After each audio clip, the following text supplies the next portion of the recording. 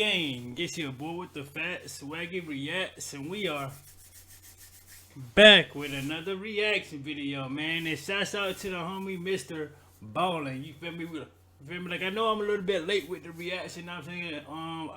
But that's cause like yesterday, I was real busy yesterday, man. Real busy. Like yesterday, this whole weekend really, man. But I was still able to get in, give you guys some content.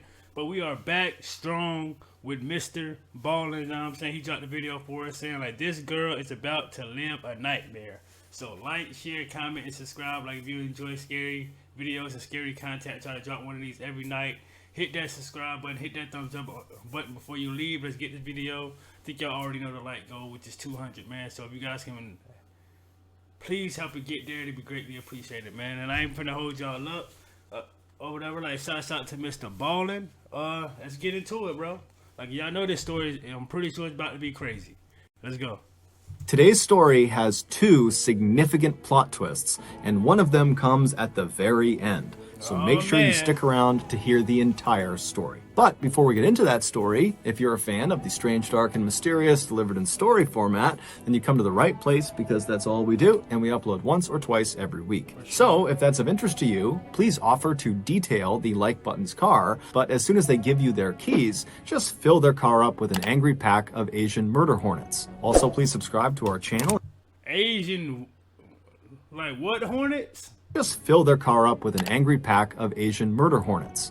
Asian murder hornets. What the listen, I heard he's about to start a series with the like button too. As far as like whatever he just said, he's gonna actually start making videos with a like button doing that. That's dope as hell right there, bro. If you guys want me to react to that too, let me know down in the comment section. Send me some links to some, if you already got some videos out, or whatever. Send me some links, y'all. Let's go. They give you their keys, just fill their car up with an angry pack of Asian murder hornets. Also, please subscribe to our channel and turn on all notifications so you don't miss any of our weekly uploads. All right, let's get into today's story. Let's go.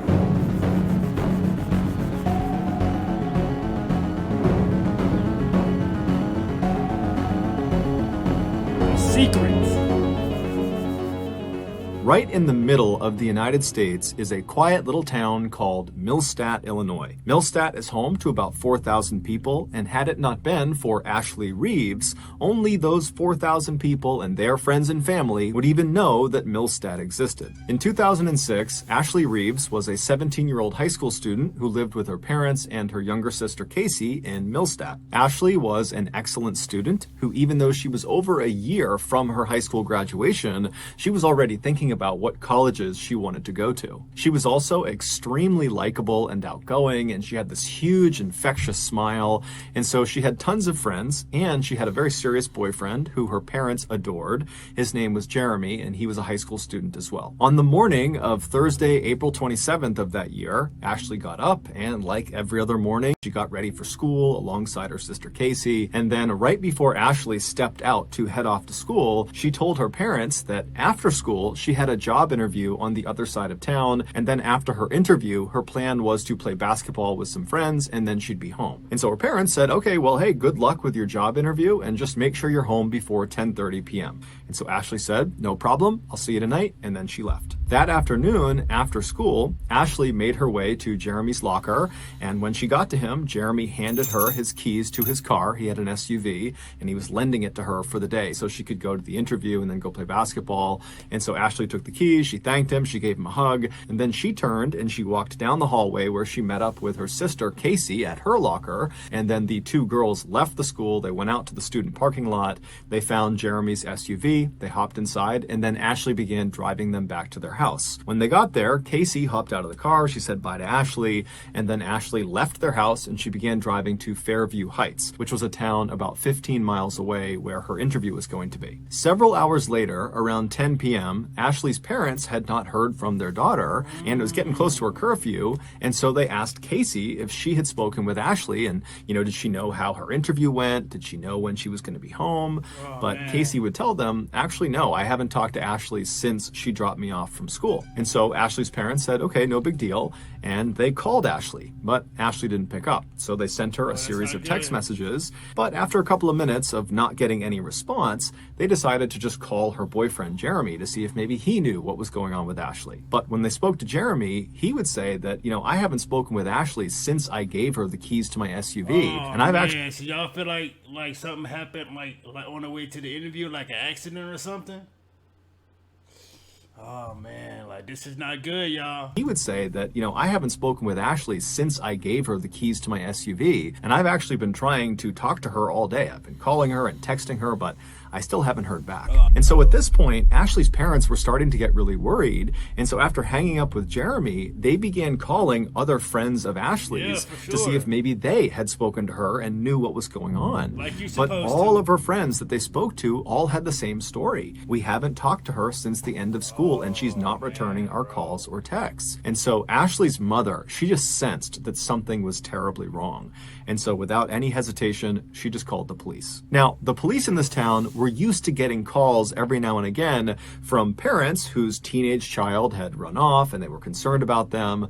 But virtually every time the police investigated, they would find the teenager had just kind of been blowing off their friends and family, and they would pop up maybe a couple hours later, totally unharmed. But it seems like Ashley wouldn't do nothing like that. Now, especially like she wouldn't even ignore her parents, her boyfriend or whatever. Like, nah, it don't seem like Ashley is that type of person. And like, I just met her, I don't know. Their friends and family, and they would pop up maybe a couple hours later, totally unharmed. But the Millstadt police would later remark when they heard Ashley's mother's voice over the phone, the fear in her voice was so pronounced, it immediately pushed the police department to take this case very seriously. Hell yeah. And so that night, right after this phone call, the Millstadt Police Department went out in force to try to locate Jeremy's SUV, the car that Ashley had been driving around that day. And the first place they went to look for this car was Latterman Park, which is this very popular public park that has a really popular basketball court that lots of teenagers would go to all the time,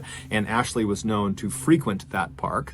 And this park was located about halfway between Fairview Heights, where her interview was, and Millstadt, where she lived. And so they go to Latterman Park, and right away, sitting in the parking lot, they find Jeremy's SUV. But Ashley is not in the car. She's nowhere near the car. And when they searched the car, there was nothing of significance inside of it. There was just some of Ashley's clothes lying around. The police would spend all night and well into the morning combing Latterman Park looking for any sign of Ashley, but there wasn't one. And so as the sun came up and the police were nowhere closer to finding this girl, they began to suspect that, perhaps foul play was involved. Sure. And so the first person they hauled in for questioning was Ashley's boyfriend, Jeremy. But as soon as he sat in the interrogation room, he demonstrated a real concern for Ashley. He had a rock-solid alibi, and he basically was an open book. And so they quickly ruled him out as a suspect. And then the police basically began hauling in all of Ashley's friends and acquaintances and family members, basically anybody that knew her.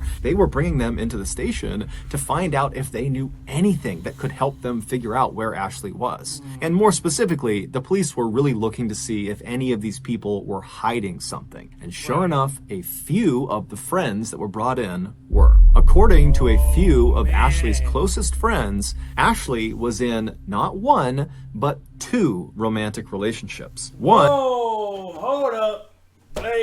Wait, flag on the play. Wait, hold up. You mean to tell me Ashley is over here cheating, bro? That's the one. Oh, man. Come on, bro. And don't tell me one of the boyfriends probably found out. Oh, man.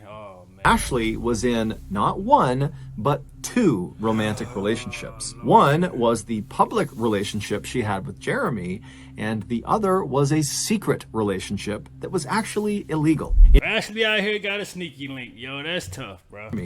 And the other was a secret relationship that was actually illegal. In order to hide this forbidden second relationship, Ashley would tell her family and her friends that she was going to the park to play basketball, when in reality, she was going to the park to meet up with this secret second partner. And the day before, when Ashley went missing, her friends told police that that was the exact reason she was going to Latterman Park. The police got the name of this secret person from Ashley's friends. His name was Sam Shelton, and the police tracked him down. When they found him, he was at a baseball practice, but the police didn't care. They marched right onto the baseball diamond and they grabbed Sam and they brought him back to the police station. And then when he got there, they sat him down in the interrogation room, and he's still wearing his baseball uniform, and they ask him about his relationship with Ashley.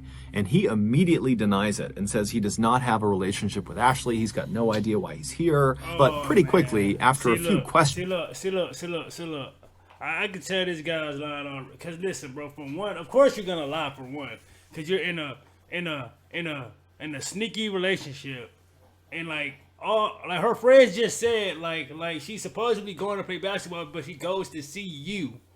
So it's like, bro, come on, bro. Like it don't even make sense. Like, come on, bro. Like, whatever. And you're like denying it, like. Come on, bro. Have a relationship with Ashley. He's got no idea why he's here. But pretty quickly, after a few questions, Sam's answers became inconsistent.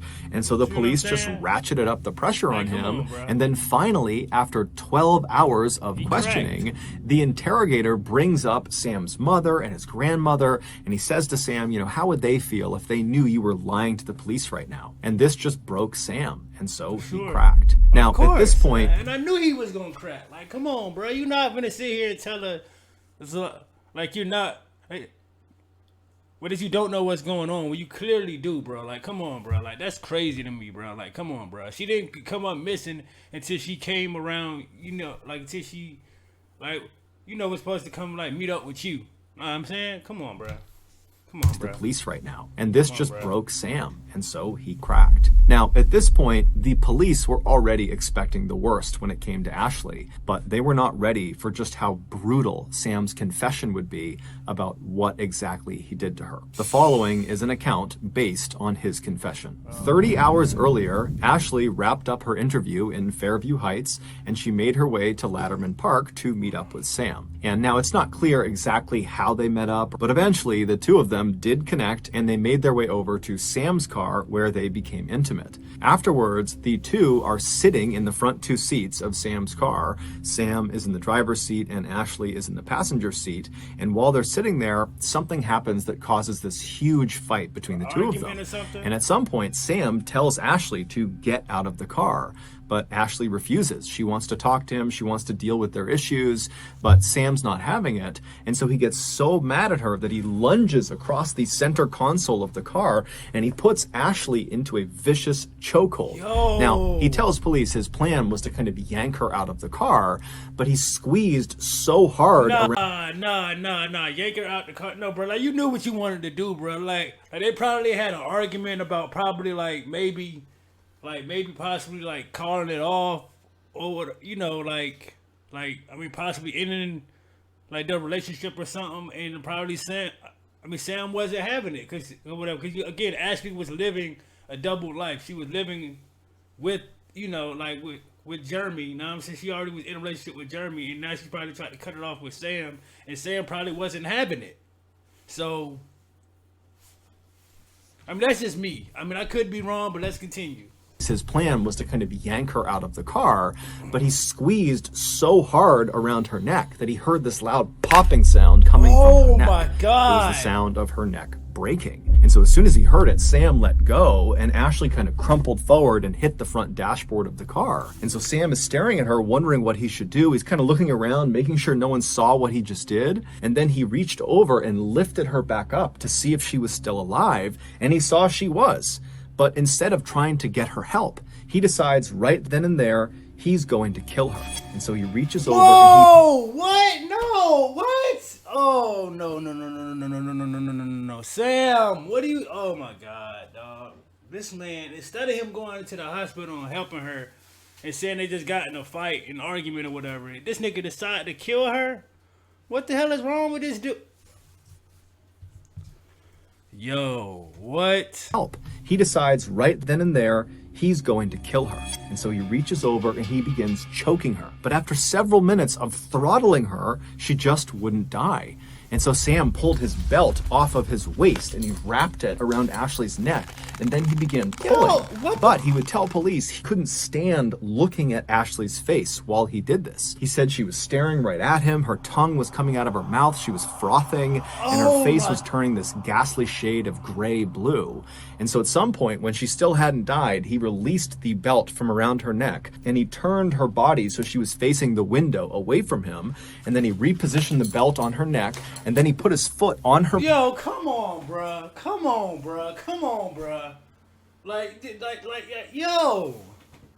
Like, this is crazy, bruh. But Ashley knew, like, she's in this relationship where she's not, like, she has a good boyfriend in Germany, but she want to date this side crazy nigga. And now,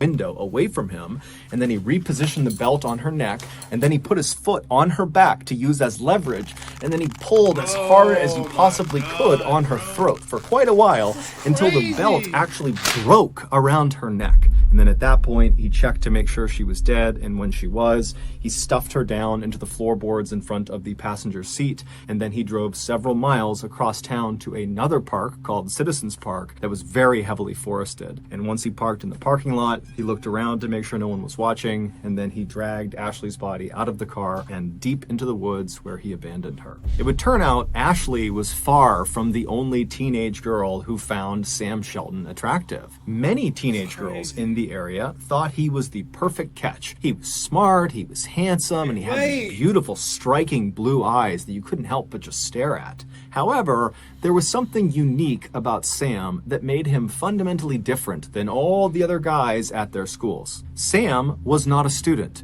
He was a 27-year-old middle school teacher in Millstadt. Yo, this is a whole grown man. What the? And yo, what, bro? What is going on right now, bro? And he. Oh my God, dog. This man is a 27-year-old man at a high school. Like, yo, what the? Was not a student. He was a 27-year-old middle school teacher in Millstadt. And he's a middle school teacher. Yo, I'm done, bro.